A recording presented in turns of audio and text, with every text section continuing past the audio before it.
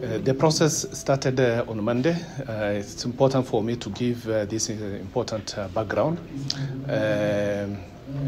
Consultations were conducted with the two parties.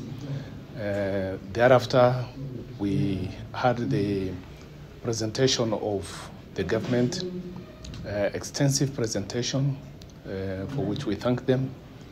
Later on, the opposition today also provided a comprehensive presentation to the government response, and therefore so far it is clear that the two parties have focused extensively on the 8 protocols.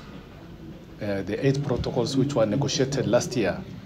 They have not brought anything outside the 8 protocols. So for mediation, this is already a big boost. It's a plus for us because what we have now, the parties are focusing on the 8 protocols, gives us a momentum to look at key points of differences. So there's a common understanding that the basis of the negotiation is the 8 protocols, but what are the key points of differences that can be narrowed, rationalized, and then for us to have an agreement. This is what we have done today.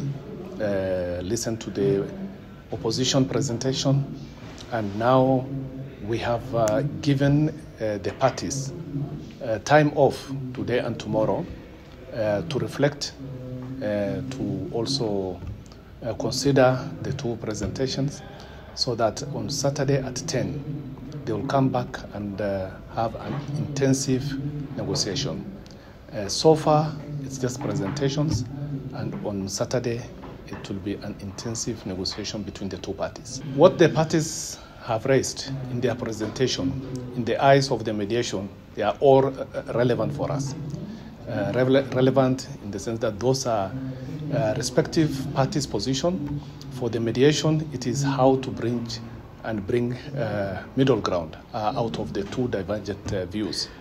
In as far as the issue of annex and the standalone is concerned, this is also a point of differences between the parties, and therefore it is up to the parties to negotiate and define the relationship between Araxis and Tumaini.